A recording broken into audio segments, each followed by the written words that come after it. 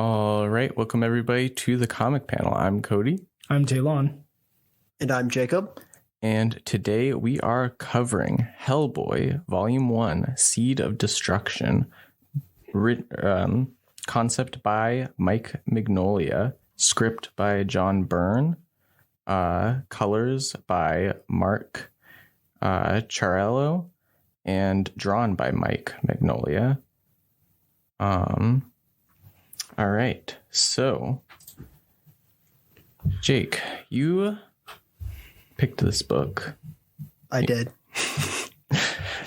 Would you like to give us a little bit of background on why you picked it and what it's about? Yeah, so Hellboy has always been something I've been interested in since seeing the movies at a young age, since they came out when I was first getting interested in comics and comic movies and all that, even though I didn't really recognize that there was a comic attached. Mm-hmm. So I was always kind of interested, but never enough to read it. And then I actually got recommended it again by somebody I worked with who normally has pretty good taste. So I figured, you know what? Now's as good a time as any. I'll pick it up, force other people that I have to do a show with to also read it.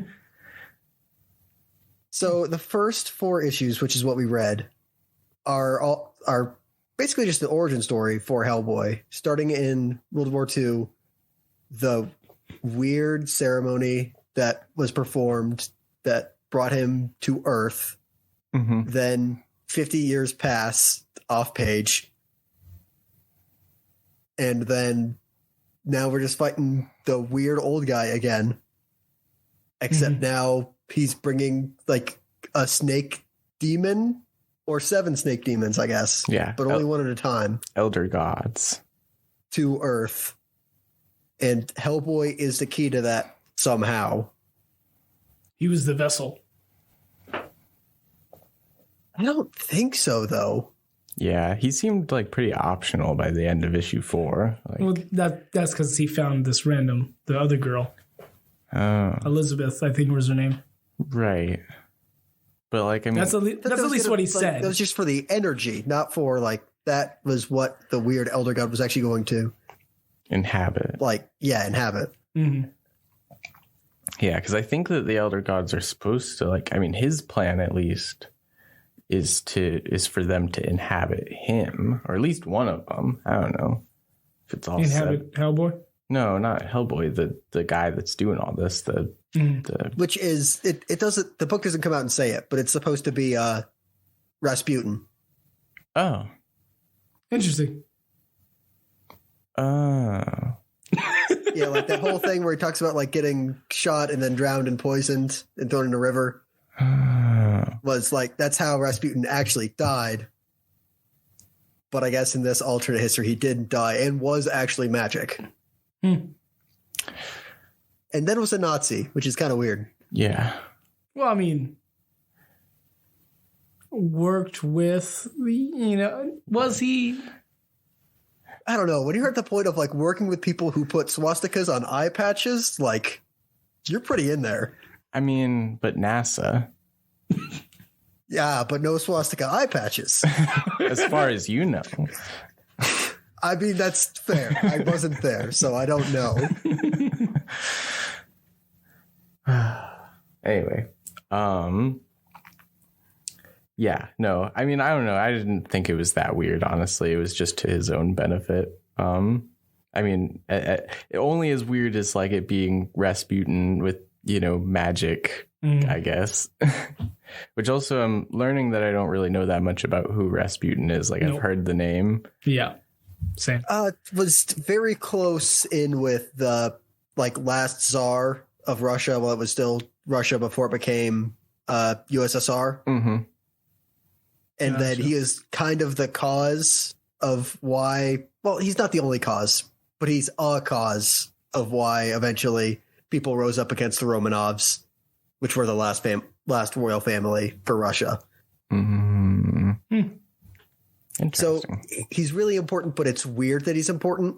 Because he didn't actually do a lot, but he was really close to them. Mm-hmm. Okay. So yeah, it's like an easy, like little, like kind of like scapegoat conspiracy person.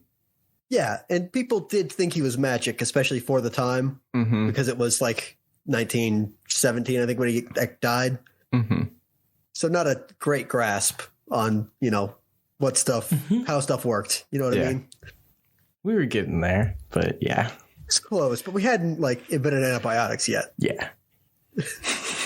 I guess we're getting there. Yeah. Anyway, though, yeah.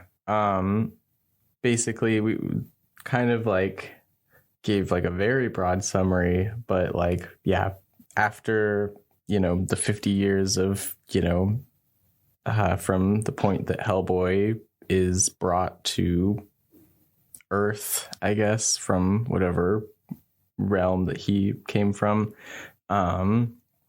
he basically, we see him go to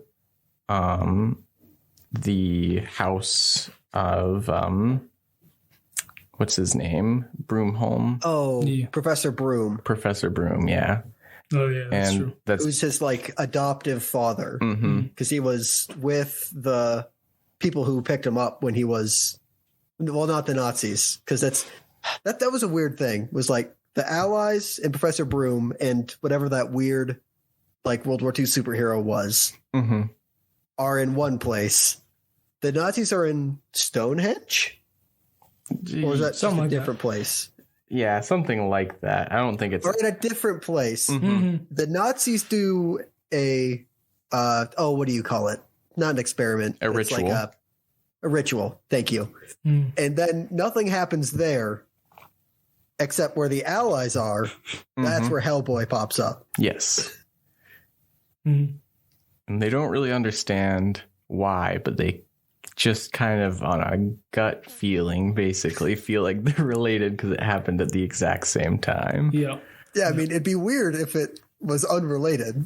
Yeah. But it's less believable if it's unrelated. Yeah.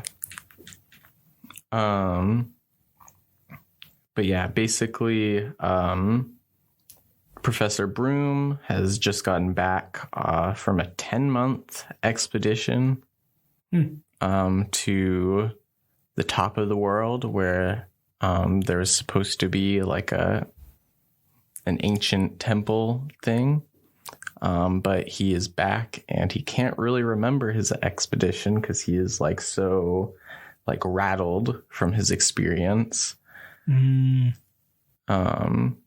Hellboy like tries to like, calm him down, get him to explain. He does explain a little bit, but then he gets like re-rattled like at the, kind of peak of the like when the problems start.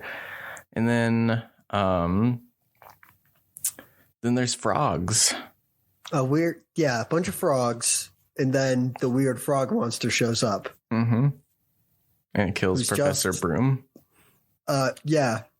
Kills Broom, and then is just like a weird frog monster, I guess. Fights Hellboy for a little bit until Hellboy, I think, just shoots him or throws him out the window. Shoots him. Yeah, it's just the one he shoots. And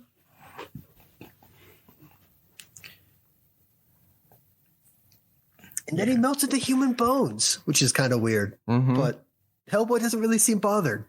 Yeah, well, he seems like he knows what he doesn't understand. He calls it in and is like, yeah, I don't know what this is about. You should have your lab guys look at it. Which, yeah, that also introduces like officially the BRPD, the Bureau of Paranormal Research and Defense. Oh, I think I got those letters. BPRD. That's Bird. Wait, no. Nope. Burped. Not really the kind that you'd try to make a like that kind of acronym. Yeah. And that will eventually be a spin-off series. They'll make a BPRD series. Gotcha. Yeah, and that means that Hellboy is a detective, right? A paranormal investigator. Investigator.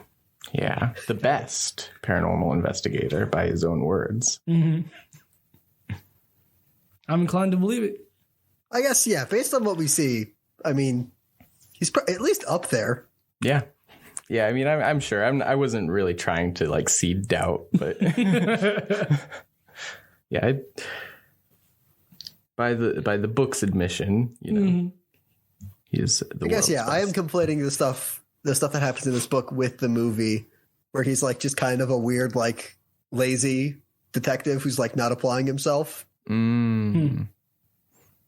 Yeah, no, he seems pretty good at his job, like, and you know, admits his faults, that he gets angry easily and sometimes jumps into things. I'm just saying, I was waiting for him to be like, that's like his superpower. Is like, when he gets angry, he's like, all right, I don't know. His powers are activated or something. Now I'm even bigger and stronger. Like, that's just the Hulk. Yeah. Yep. No. So then, after the death of Dr. Broom, they assemble a team to go investigate the home of the other people that were on the mission to the top of the world. It's the Cavendish Estate. Cavendish Estate, right? And that is, I was like, I wasn't gonna Google it, but the Cavendish, like, that's the guy that like first like explored the North Pole, like, right? Ooh, North Pole, maybe. I don't know. Like in real life? Or? Yeah, in real life. Oh, yeah, I don't know. Maybe I mean, we can Google it now. We can just stop the show for a minute. Google it, but yeah, I don't know. Cavendish. Is her name Emma? Emma Cavendish? Yeah. Henry Cavendish is a natural philosopher, English natural philosopher and scientist who's an important experimental and theoretical chemist and physicist. He's noted for his discovery of hydrogen, which he termed inflammable air. Inflammable. Apparently also the name of a variety of banana. Yes. Cavendish. Which is, I'm pretty sure I'm more familiar with the name of the banana than the scientist philosopher. That's probably like why it seemed familiar. Gotcha. So not the people I was thinking of. I just thought because like they all wanted to go to this place, they was trying to do that. Like, see these people from real life, you know, like trying to wrap the real world in the story a little bit. Like Rasputin. But no. Anyway, so yeah, basically, as we've kind of said, they go to the Cavendish house. They interview the mother of the boys who were on the mission. And they basically talk about their family history, how, you know, they were like 9 generations ago, the patriarch of the family was a sailor, and he explored many places. And he always wanted to make it to this place that's, you know, the top of the world. And basically the family has like a curse on them, supposedly, and they can never make it there. I didn't catch that. Yeah. I knew that, like, I got the curse part, but like the specific of it, I didn't catch that. Yeah, they always die before they can make it. Yeah, but I guess, yeah, they're just kind of cursed, but like, do they ever explain why they're cursed? Well, their grandfather, something like that, died? Well, great oh, okay, grandfather, so but yeah. way before. Okay. Yeah. The Elihu Cavendish, or yeah. I don't know. It's like, I do not come from like a super well, like, established family line that has always had like a family goal. But if the previous 8 generations of my family all died going for this goal, I simply would not go and pursue that goal. I don't know. I would do something else. I don't know, Jake. I don't know. That's you speaking from you right now, but who knows if you had that kind of family? All I'm saying is, if my family is cursed, I would do whatever I could to not enable that curse. Yeah, I mean, of course, the girl, the woman that is with the team, she does ask the lady that they're questioning, 9 generations seems an awfully long time for a family obsession. So yeah, it's definitely strange. But I think I also think they say it's only the men. Mm-hmm. So I think any other sisters they had just go and live normal families. Yeah. Or live normal lives and have families, presumably. And then they're not cursed, I don't think. No. So you're only 1 generation away from not being cursed anymore. Mm-hmm. It's true. Yeah. So just don't engage the curse. Don't try to explore the top of the world. Yeah. I mean, I think that it's a mixture of like you said, Talon, the 9th generation grandfather not being able to do it, plus where they lived, because that's a ancient god evil site, as we come to find out. They're also on top of a different curse. That's right. yeah. So it's I just feel basically they're just they can't escape it, Yeah. So yeah. No, we can move on. Yeah. So yeah, but they're basically staying there at the house for the night. Just because they have more questions, but it's late. The team that they're with, or that Hellboy is with, it's him and 2 other people. There is Elizabeth Sherman. She is a pyrokinetic. They say, I guess. Or pyrotechnic. No, it's pyrotechnic abilities, but I guess. Anyway, it doesn't matter. Yeah. Same, but different. So that's kind of her deal. And then they're also, there's another man, but he is an amphibian man, basically. Abe Sapien. Mm-hmm. Abe Sapien. So I didn't catch the fact that he was wearing a costume. The fake beard and glasses. Yeah, because he is blue, and the lady that they're talking to earlier was all you look really bad, pale. Yeah. It's just Abe Sapien's just a weird fish man that I guess was originally discovered and put in a weird glass case the day that Abraham Lincoln died, and then discovered eventually 100 years later. Mm-hmm. Yeah. Which is weird, but that's pretty cool, actually. Yeah. Also, am I supposed to be able to understand the little note that is on his little containment, because it says it looks like ichthyo. Oh no, it just says ichthyosapien, which is, I think, Latin for fish and man. Oh, okay. I did not know that. Yeah, I mean, obviously I recognized sapien, but not ichthyo. So it was and also it's kind of written in a weird text, so I wasn't sure if that was supposed to be an I at the beginning or a 1. That's fair. Yeah, that makes a lot more sense now. Fishman. Okay. Yeah, and then basically Elizabeth gets attacked by the frogs. And so wow. Okay.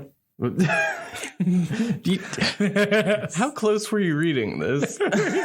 No, I knew she got attacked by the frogs. What I didn't notice was that the panel hinted at the frogs in the foreground. Oh. So yeah. No, that's okay. Because they get 2 minutes in where it's okay, we're gonna stay here for the night. Abe, you go and I guess search under the house because you're a weird fish man, so you can do weird fish man things. Mm-hmm. And then, like, immediately, it's Liz has been kidnapped. Now Hellboy is fighting another frogman. Yeah. Immediately after. A frogman that looks exactly like one of the sons of the woman who they were, interviewing, one of the ones who was on the mission that Professor Broom was on. Yeah. So they fight. And yeah, I think you already said, but Abe like jumps out the window and into the lake to like kind of go underneath the house. But this is before the frogs, attack basically. So he doesn't really know what's going on. And then they find the mother, dead in the same way that, Dr. Broom was killed, from frog poisoning, I guess. Yeah, the weird. Well, it's like it looked like a suction that like opens up sores or something. Yeah, I think that's what those are supposed to be. Okay. And then we get big villain reveal number 1. It's the wizard who summoned Hellboy. Or Rasputin. That's right. I forgot. Again, they don't name him Rasputin in the book. I just want that to be clear. Yeah. No. I think they definitely name him in the movie. But I'm pretty sure they do. Okay. Yeah. And it's just so far unknown. Yeah. And then Hellboy gets taken down beneath the house by tentacles. They're conjured by the wizard. And then he lands in the basement, basically. The basement with all the evil cursey stuff. With the wizard. Yeah, with the wizard. Yeah, I feel like he probably like got like the streamlined tentacle mode, Oh, yeah. He just got to go down the easy way, basically. Yeah, and the wizard is like, hey, I summoned you. I know what you're all about. I can tell you about the secret power you hold. You just have to join me. And then he says like a lot of like, I'm not offering you, and then continues to like offer. Each time that, Hellboy says no. No, please. No. No, please. No. Yeah, and then Hellboy shoots his head off, but it grows back. Yep. And then he basically tries one more time to ask him, and then Hellboy's still like, no. And then so another much more Lovecraftian frog man with like kind of more of like a unhinged jaw beak thing happening. That would make sense. Basically attacks Hellboy. And that is, again, one of the brothers of this family that went on the initial mission. And like basically this one was like the best host for this thing, though. So he's the most powerful, basically. Meanwhile, like Abe finds two of the frogmen and the mom that's dead. And he also finds Elihu Cavendish, the body of Elihu Cavendish, surprisingly well preserved. Yeah, you would think I guess they were kind of implied to be like northeast United States. And right next to the water, which is not usually like a great place to keep corpses, especially not for however long 9 generations is. Right. So, yeah, fairly surprising. Yeah. Anyway, so, more fight scene with the frog. Then after Hellboy is mostly beaten, honestly, he's just kind of resting on the ground, can't move, because like also the frogs have like a toxin that like, you know, basically numbs the body. So basically the wizard tells his story. Also, one thing I'll say too, because we've mentioned it already, with the whole maybe it's because I didn't know how, you know, Rasputin died, because he mentions, you know, getting shot, poisoned, and drowned or whatever earlier in the story. But for some reason, because we saw him first in the book doing the ritual, I thought it went ritual, shot, poisoned, and then now we're here. But then he tells the story, you know, where it's, you know, he's in Russia first, and then, and that was just really confusing to me until I realized just that it was just a presentation problem.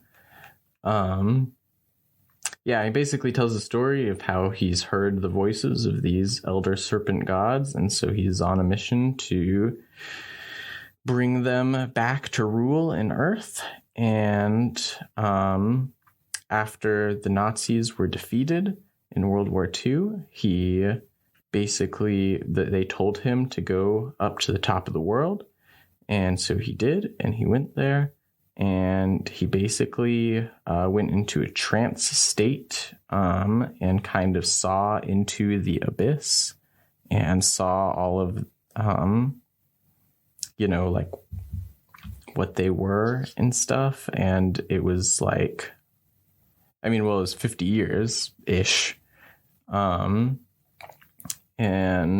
then when Professor Broom touched him because he thought that he was a statue, he woke up and killed everybody, or well, took control of the brothers and let Professor Broom return, because he basically was able to use mind reading powers on Professor Broom, and he knew that he had adopted Hellboy, and so he could eventually find Hellboy through Professor Broom. And yeah, and so now he is here. Hellboy won't join his plan, but that's fine. He has the power of the fire lady. Oh yeah, Elizabeth. Yeah. Elizabeth, yes. And so he starts a ritual. It's actually the same ritual, or at least the same words used as the one that brought Hellboy forth. True. Yeah. And then, okay, so there's also one page. Yeah, it's just one page, and it doesn't explain anything, but it's like these alien looking I know people what we're talking about. On a satellite, I think. Yeah. Do you? No idea what that's about. Okay. Well, no, this one. Oh, that's more of Abe's people. Abe? But where are they and why are they? Like, yeah, they do look kind of like Abe, but like, what's the deal? That's fair. Anyway, so skipping past that part, we'll talk about it later. Yeah, basically, it looks like he's about to complete the ritual, and then he gets harpooned in the back, and it's Abe. Abe has come and harpooned him, and then also. Well, Abe as being... Right. I was gonna get there. You're getting there? Yeah. But there's a presence behind Abe, yeah, and it is the original Cavendish ghost, essentially, that is possessed Abe. And he also tells Elizabeth to wake up and basically triggers her powers, which puts the wizard's body on fire. And yeah, then they go and escape. Oh, there's a giant tentacle explosion. Is that right? Like I'm not more or less. More or less. Okay. Yeah, but they escape the temple as it comes crumbling down, except for the wizard. You know, he still is alive a bit, and so Hellboy like stays back for a bit and fights him one more time. And he's all like, you know, think about this. You could still like, you know, save me, help me, whatever, and you could learn about yourself and what the deal is. And Hellboy's like, yeah, I can live with not knowing, and then crumbles the wizard to bone. And then the house explodes. And that's basically it. Yeah. They explain how Abe was like possessed and why Cavendish kind of wanted revenge on the wizard, probably.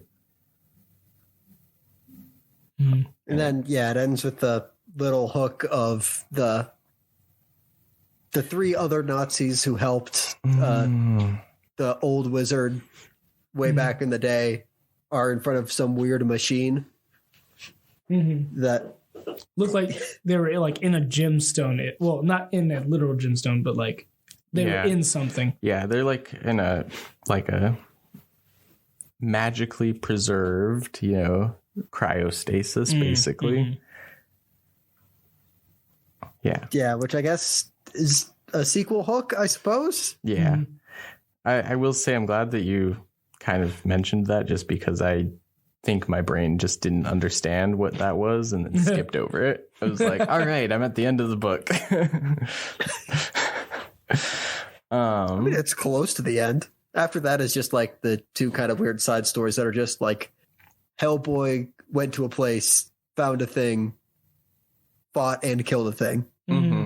Yeah, they're basically like they're the first Hellboy stories that you know, kind of introduced the concept, and they gave them out like I think for free at like San Diego Comic-Con to like you know, kind of hook people into the concept. Also, but this gorilla. So one of the characters in these short stories is a gorilla. I assumed that gorilla was the gorilla that was part of the Nazis when the wizard. Yes. Oh, that is. I mean, I don't know. I assumed that as well. Oh, okay. Yeah, because it does. I mean, I only kind of skimmed the text part, like, you know, that's between the actual ending of the story and these short stories. But Mike Magnolia just says basically, I learned, you know, this, and this. Also, I really enjoy drawing gorillas with big bolts sticking out of them, their necks. So, you know, it could be the same ones, or it could be like, that was fun to draw. I'm going to draw that again. No, I think it is the same one, because they also have another Nazi guy whose head is in a case. Glass case. Good old brain in a jar trope. Yep. All right. So anyway, did we want to get into what we liked about this book? Yeah, I mean, I liked the kind of very light attitude towards magic, where it's like magic is a thing, and there's like Hellboy has all these like weird charms, and I don't know, like the attitude towards magic. I liked that it was just like, you know, magic is a thing. Paranormal stuff happens. Don't worry about it. As long as Hellboy can punch it or shoot it, it's fine. Yeah.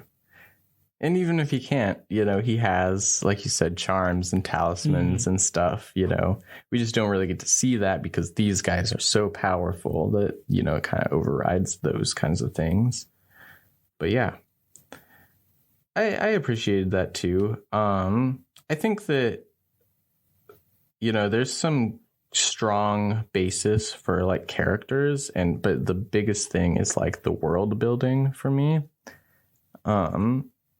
It's like one, it's very much tries to be rooted in like a real world, very down to earth, despite like the magic. And then also it's like it has all of these things that like can, and I'm pretty sure do get spun off, like I said, the Bureau of Paranormal Research, and I don't know what the D stands for anymore. I can't remember. Defense. Yeah, there we go. Research and defense.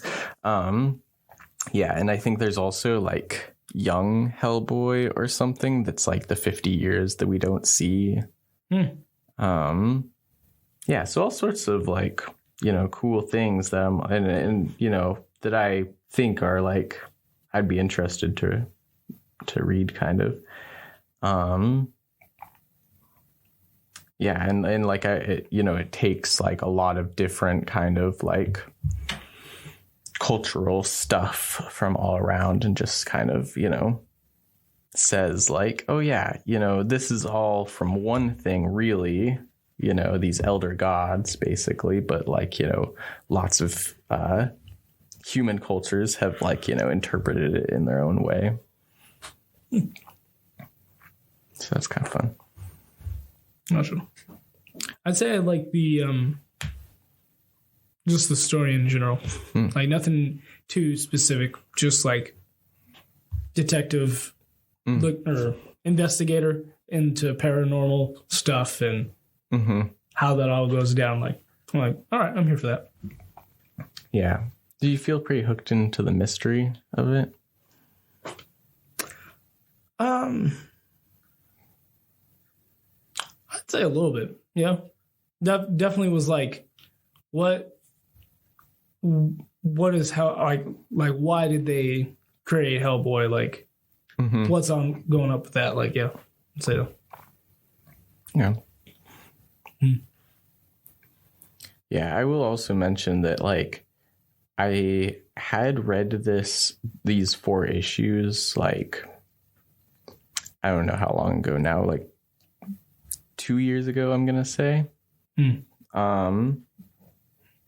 But yeah, I remembered exactly issue 1, and then the rest was a little bit murky, where I was like, I don't really remember everything that happens there. But it was still enjoyable, second time around. So yeah, that's I think that it's pretty like quick paced story too. Yeah, and I can always appreciate that, where it's just like it's not gonna dawdle too much. That's a good word. Thank you.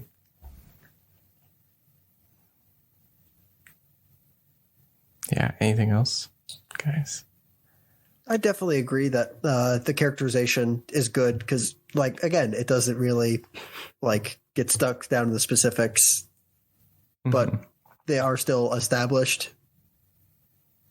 and you sort of get a feel for these characters. But it does leave a lot of room for like later issues to explore that if they want to. Yeah, I do feel like Well, okay, no, I'll talk about that later, actually. Yeah. But I do agree that, yeah, there's just, all of these characters that's like, ooh, we could definitely, just drill into them more later. Gotcha. So, Jake, how different is this comic from, like, the movie? I mean, it has been a while since I've seen the movie. Okay. But it's... Professor Broom still dies. I think the other Nazis are already a part of it, because there's that weird Nazi in the mask is like the, I want to say, assassin guy. He's got like knives or something. Okay. Are there frogs? I think there's a frog monster. Okay. And or is that the second one? Yeah, I've heard that people like the Golden Army more than the first one. It's been long enough. I think I preferred the first one as a kid, but it's been so long. Mm-hmm. I wouldn't be able to say. I think the second one probably has better like imagery and like, is more, Del Toro, more of a Del Toro movie, but it's fairly similar. I mean, it's still about Rasputin and going to some wintry place. I don't know. It could be Atlantis for all I remember. I don't know. There's snow though, for sure. Gotcha.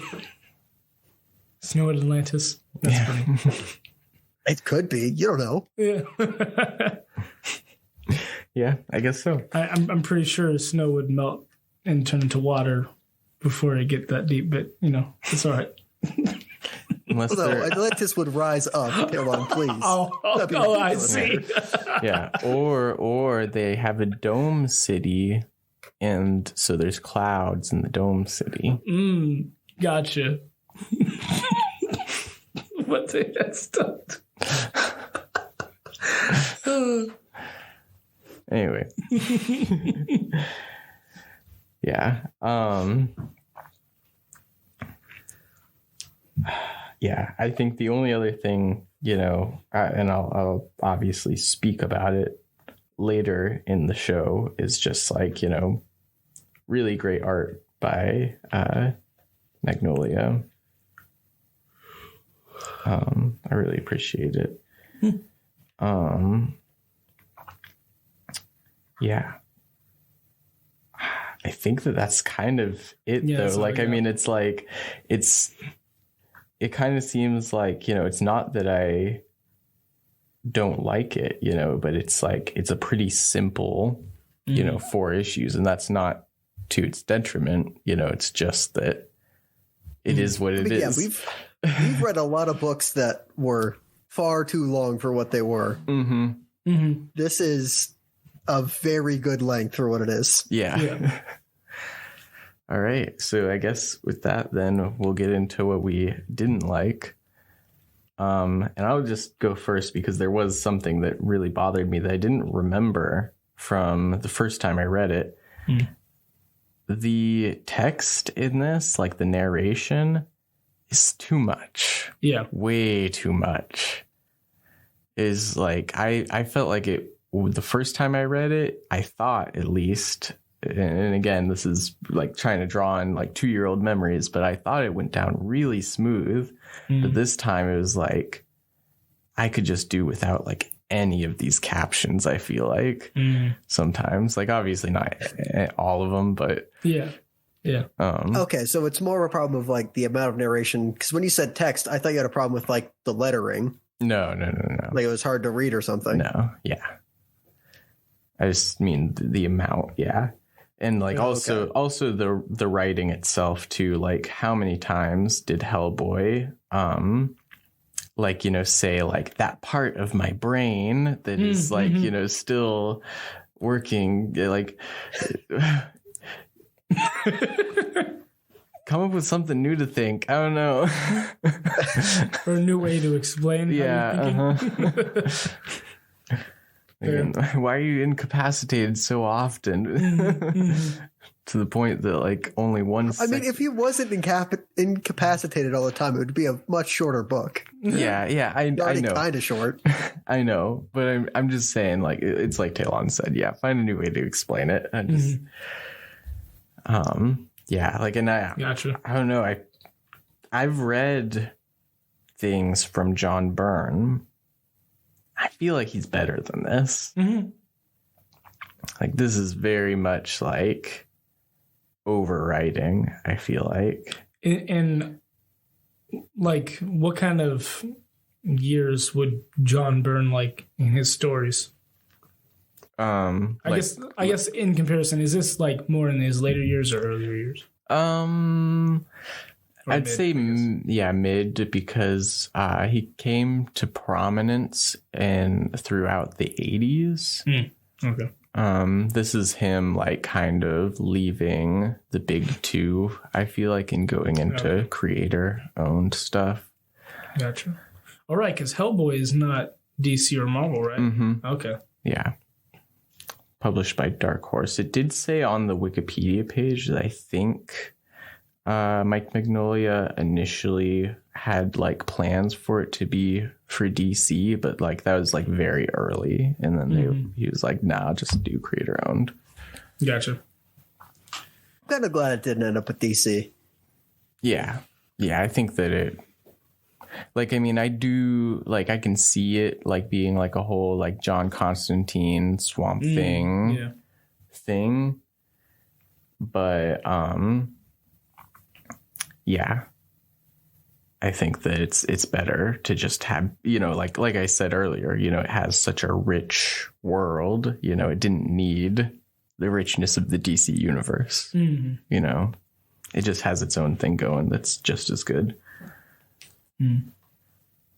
One thing I will say before we get too far off it, about the narration, I think part of that is because it is Lovecraft inspired. And a lot of those are very wordy and usually cover the same ground a couple times. Part of the reason that I've never been able to get into Lovecraft.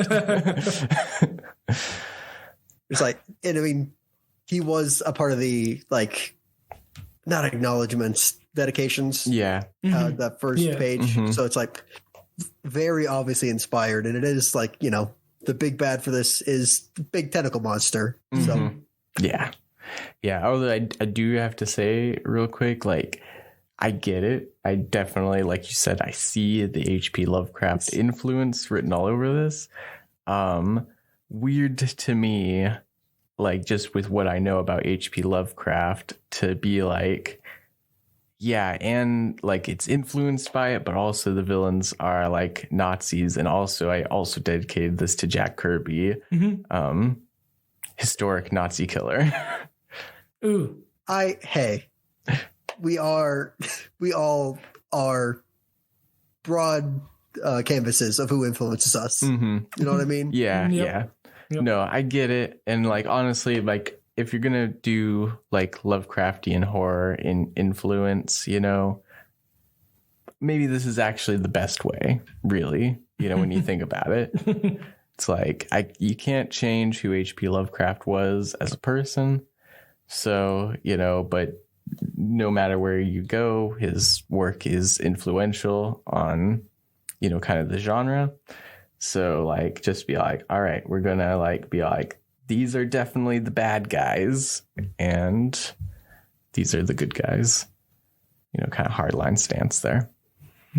But it was weird when I saw the dedication page. I was like, huh? But yeah.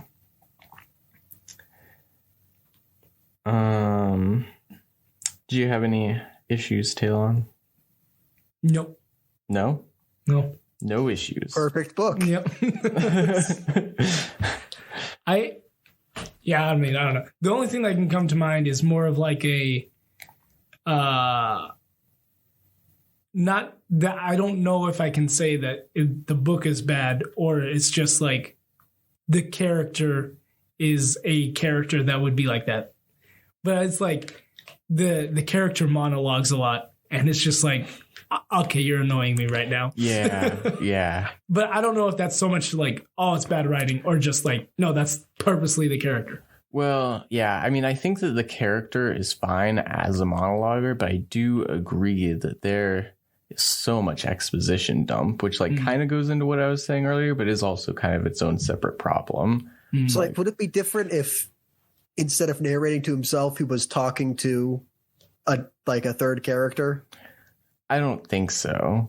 That might even be worse because like the way that this gets set up in the first issue with the military report, you know, that at least establishes like, you know, this is all, you know, somewhat bureaucratic with the, you know, the BPRD.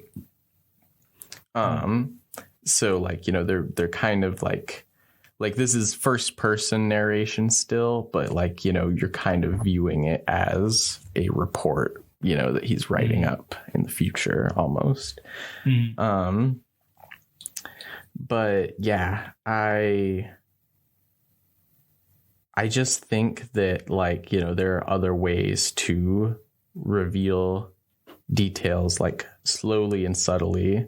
And there's just so much crammed into these 4 issues. And I feel like, I mean, I don't have any evidence of this, but I feel like Mike Mignola was like, basically like, he came up with kind of like a mega story, you know, for the whole thing. And it's like, okay, well, I have to like get all of this in here, but also John Byrne, I need you to actually write the script, but you have to fit like all of these things in.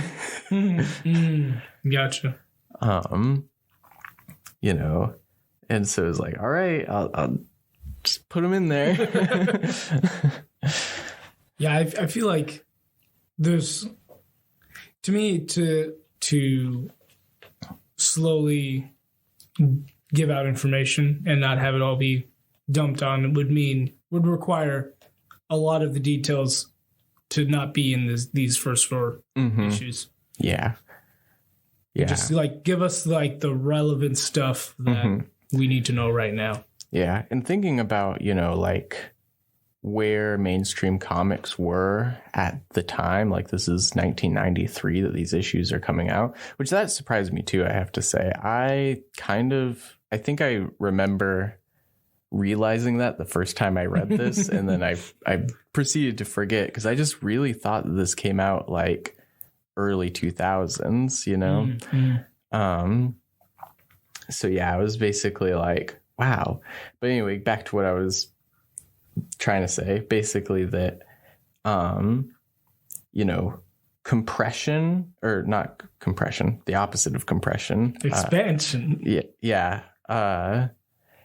Basically, like, you know, the act of taking a story and like, you know, kind of, expanding. I know that there's a better word for it. I'm just not thinking of it. But, you know, like, for instance, one of the best, you know, kind of examples I can think of, Love It or Hate It, Ultimate Spider-Man. It basically takes Amazing Fantasy 15, the origin of Spider-Man, and stretches it out across 6 issues. Gotcha. And so, yeah, they didn't really have that in mainstream comics for the most part.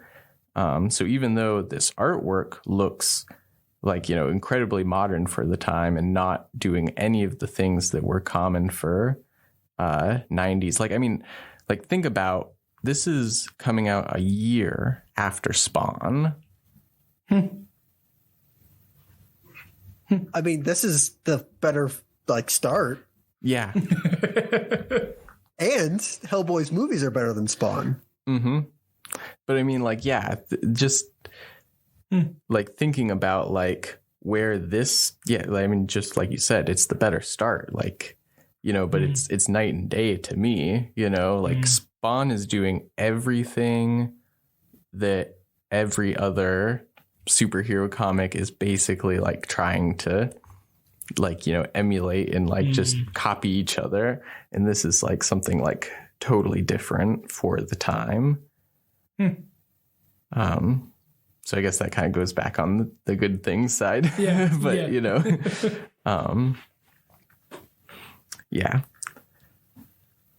that, but also in that, you know, is related to, you know, why it's so compact in these 4 issues though too, is that they didn't have everything figured out, you know.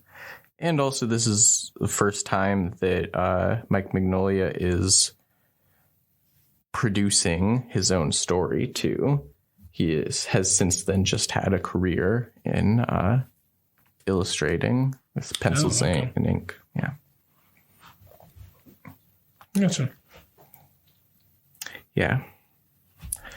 Also, I was going to mention, just as I kind of said that I would mention later, the whole like satellite with the alien looking things. I want to look at them again because I just got to this like very clear, front face of Abe, and I'm like, are those things supposed to be like Abe? I have to get to the page where they are though.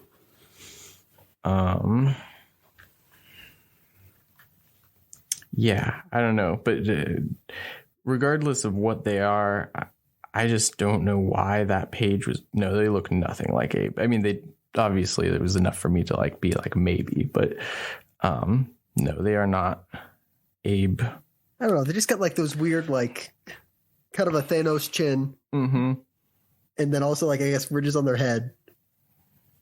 And I guess it's supposed to be like, I don't know. I kind of like it because it's just like it's a weird like off ramp for the story to be like, not only is this gonna ruin Earth, but also A, there is a multiverse in this story.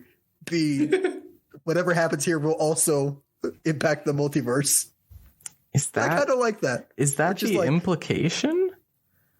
Yeah, because they talk about it being the core world, which also implies that then there are non-core worlds. Oh, okay. At least to me, it sort of implies like maybe, parallel Earths or something, and there's like a, some organization that is like monitoring that at least. Huh. Okay, you got a lot more from that page than I was able to pick up just on with my teeny brain. But then on the other hand, it's like, what does that mean for the actual story? Because they don't like do anything. Yeah. They just kind of say this is a bad thing that's happening. And we already know it's a bad thing that's happening. Yeah. It doesn't add to the story at hand. It's just more world building that's put in the middle of the climax. So to me, they look enough like Abe that I'd say they're connected, but also from what there was, the captain of whatever that crew was called, like one of the people in that crew called to the captain saying Ab Judah or Abe Judah or something like that, right? Mm-hmm.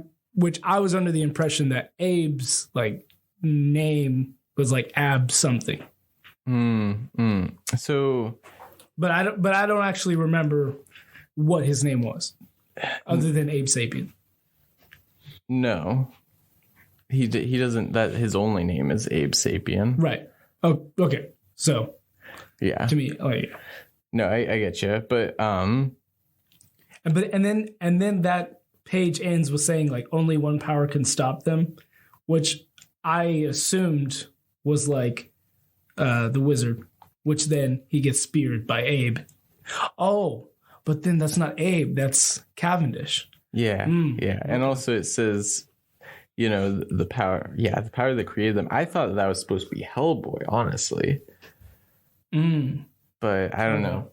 But yeah, it says Ab Judah Earth. And so I took that to mean that is the name of the core world, the Earth that they're on, I guess. Once after Jake explained, honestly, because I was like, I didn't understand this page at all when I first read it.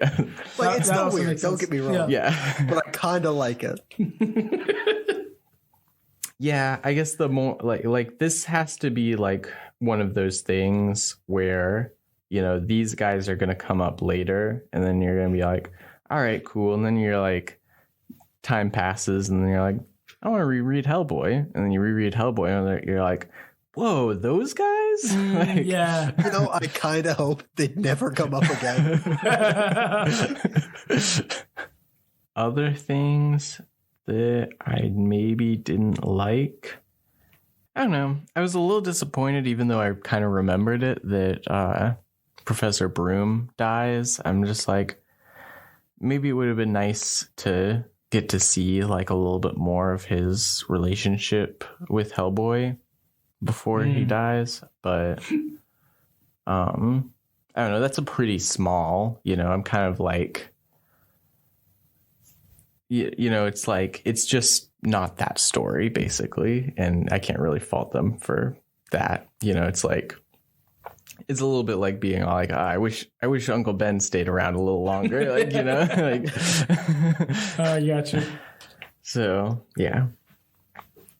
Although, if I would argue that they at least show the relationship between Uncle Ben and Peter. Yeah. So it's like, I can't follow you. Yeah. I don't know. On the other hand, though, they do give themselves like 50 years of time to explore if they want to. Right. Yeah. Fair. Yeah, that is true too. Yeah, like I said, I'm pretty sure there's like a Hellboy Junior, Kid Hellboy. Oh, okay. Yeah, it gets a little confusing when they still call him Hellboy, and so it just makes sense for the, like, I don't know, call him Hellman later. Is it Hellboy Jr.? I don't remember now. Little Hellboy. I'm not. Or Young Hellboy. Young Hellboy.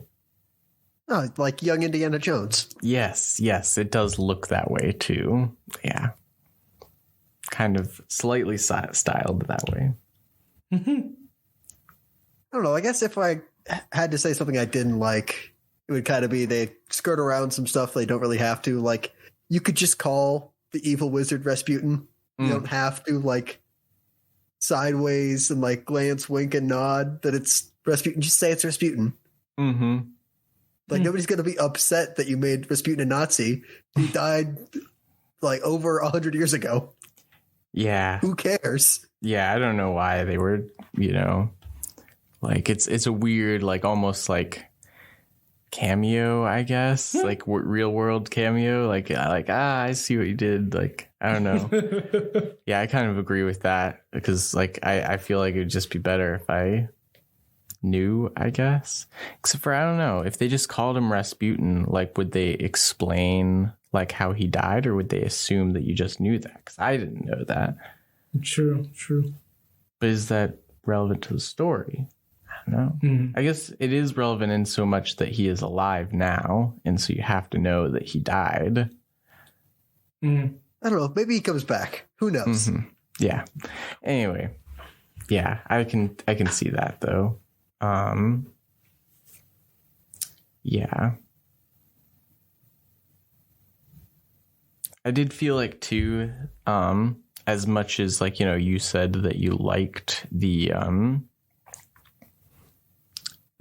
kind of nonchalantness to magic, I was also like a little bit like, all right, like, we get any kind of like explanation, like, especially like it they say that in the 50 years, they've hardly found anything about the Hellboy incident, So it's like, well, what do you know?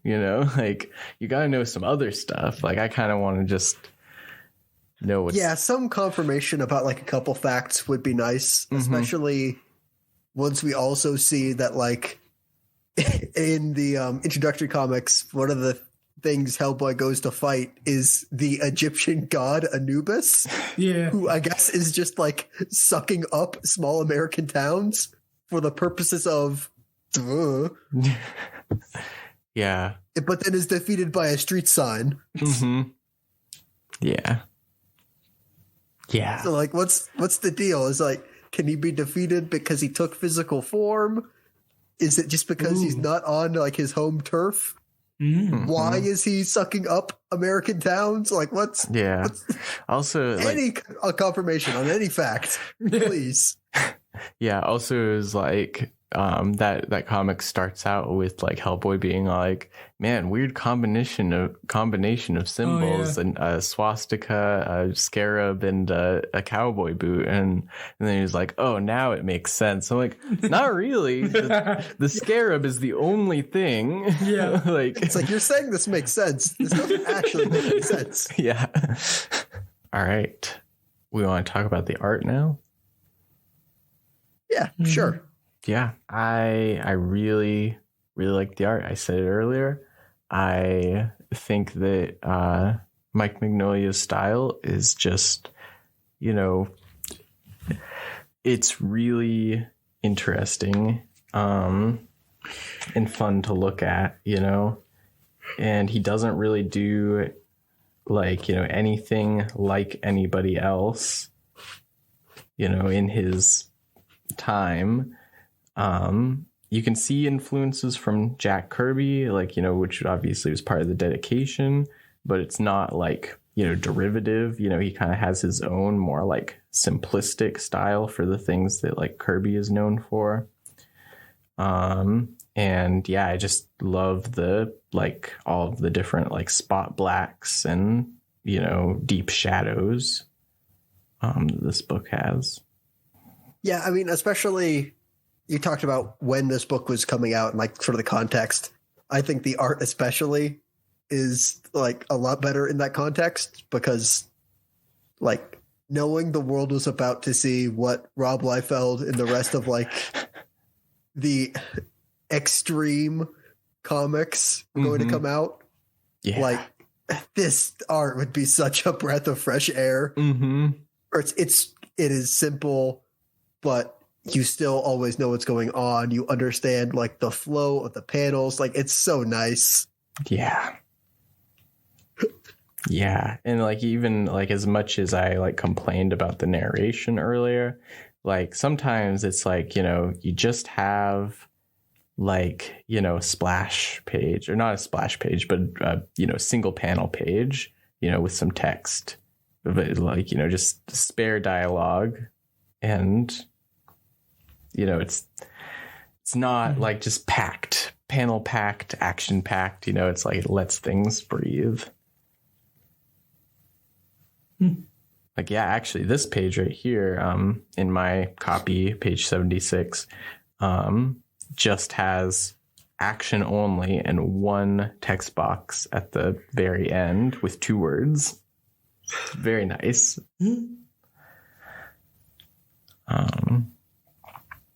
Yeah, just great to see things not just hyper focused on Watchmen and The Dark Knight Returns and trying to, you know, emulate the things that people think work about those works that isn't actually the things that work. Like tough brooding heroes that are big.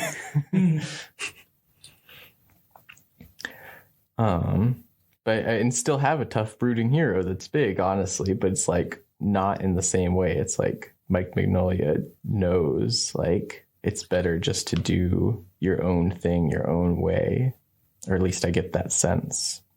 Taylor, what did you think about this art?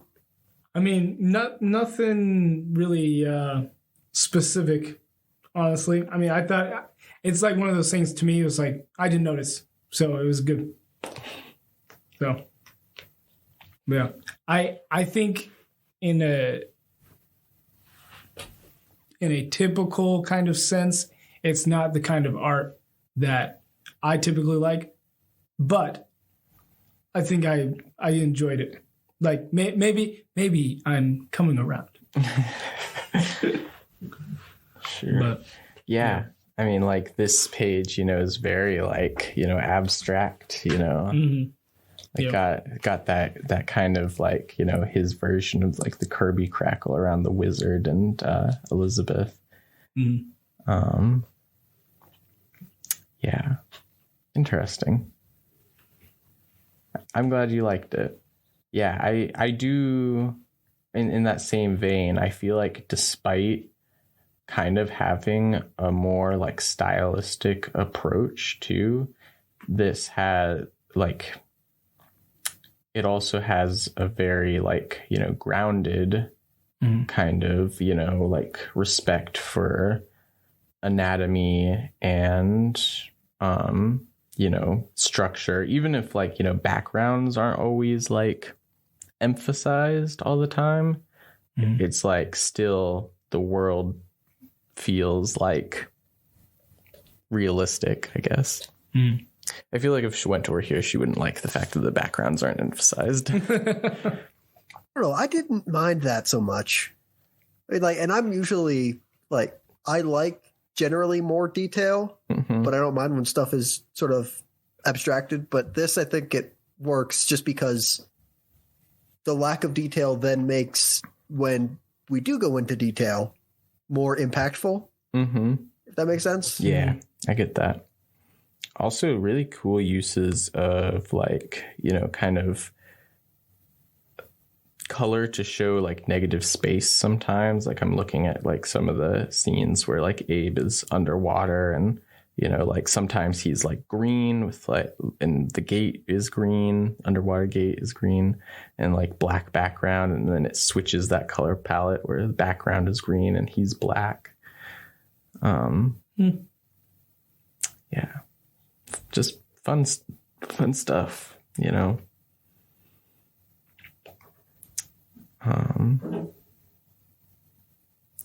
yeah, and those like gnarly tentacles too are just like, whoa. Yeah, the first tentacle explosion was what I was thinking of when I was talking about the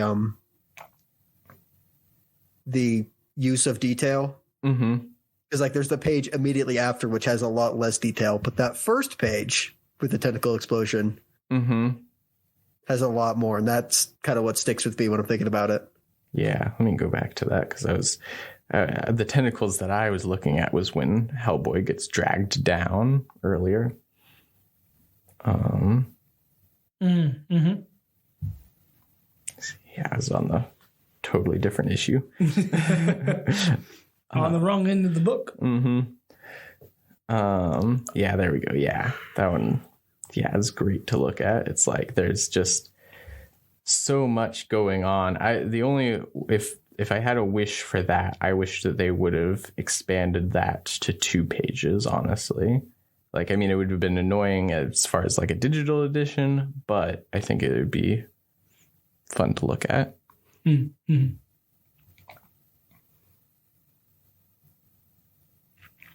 Yeah. I will say that sometimes I feel like I had trouble totally understanding what was going on. And that wasn't just the writing. There was times where I was like, I just like started over. I was like, all right, it's top of the page. What just happened? Yeah. I don't have specific instances of that. It was just when, a lot was supposed to be going on though. And I was, and it was saying a lot. And so it's like, all right, I just got to figure this out. Yeah. But I assume, like, I feel like this is like, I don't know. I just get the impression from this that things are only going to go up, a little bit like it feels to me like, in the same way as Invincible, where it's like, yeah, things are a little bit rocky, but we're figuring it out.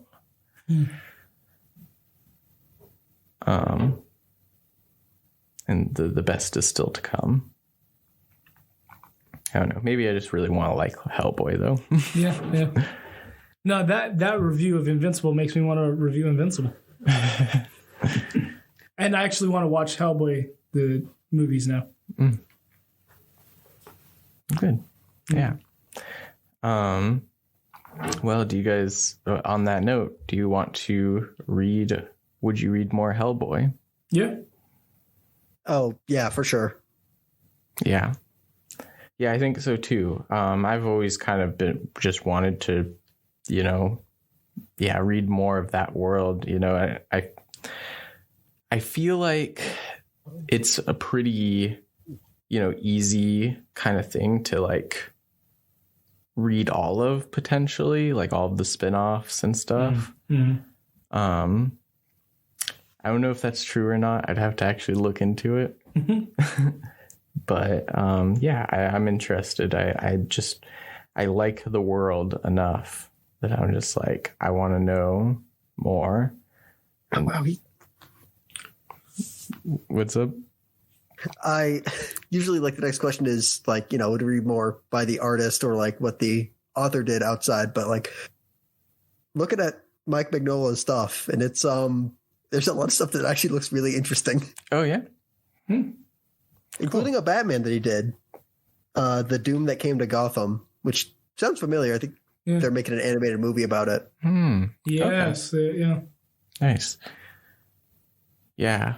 No, for sure. Yeah. I mean, his art is just really top tier to me. So I pretty much like, I mean, anything that he's doing, I would be interested in. I've seen he did some, well, not early, but, you know, like Claremont era X-Men at one point, but he hadn't fully developed his like distinct style, but you can see like the elements of it. And that was really cool to see too. Yeah, so I am definitely pro more Mike Mignola. Maybe one day. Yeah. Mm-hmm. John Byrne. Not I didn't mind the scripting for this as much as you did. So, I mean, yeah. Sure. Why not? Yeah. I don't know what he does off the top of my head, but yeah, sure. He, I know he plots some X-Men with Chris Claremont. He writes Alpha Flight, She-Hulk, and then he switches over to DC and does Superman post Crisis on Infinite Earths. So he like basically rewrites the Superman mythos for the modern era at the time. Yeah. So some pretty big stuff. Yeah, and then he kind of like after this pretty much and probably some other like small stuff, he pretty much retreats to basically his website that has a like chat board, and basically it's like Twitter. Like I mean Except, like, but why though? But because he likes to basically reply to people that like, you know, want to argue with him, and that's what he does now is be kind of crotchety. So he just invented like small Twitter just for himself. Yes. Yeah. Jumping into arguments, not like It's the to preserve whatever good part of Twitter there was. It's the Burnverse. Yeah. Yeah. That's what he did. Yeah. Also like slightly got canceled for, you know, kind of just being I could see how people would have disagreements with a person who set up a website just for people to have disagreements with him. Yeah. You know? Yeah. I mean, I am being kind of facetious about that, you know, like that wasn't the purpose of his website, but you know, that's essentially what it evolved into. Yeah, but he's still, you know, a lot of his Marvel work is very influential, and we actually, I guess I should have said we've read his artwork before. John Burns. Oh wait, was that the Brood, like the X-Men? Yeah. Okay. Yeah, that was part of the Brood saga. Anyway, though. At least I'm pretty sure. Anyway, yeah. So yeah, I think that's all we've got for the show today. So thank you all for listening. This has been the Comic Panel. I'm Cody. I'm Taylon. And I'm Jacob. And we'll see you next time. Thank you for listening. If you like this episode, be sure to subscribe to our podcast on Apple Music, Spotify, or Podbean. You can support this podcast by sharing it with anyone you know and by rating and reviewing our podcast. You can also reach out to us with any thoughts you have on the things we talk about on Twitter at The Comic Panel 1 and on Instagram and Facebook at The Comic Panel. We appreciate your feedback and look forward to sharing many more comic thoughts with you. Have a blessed day.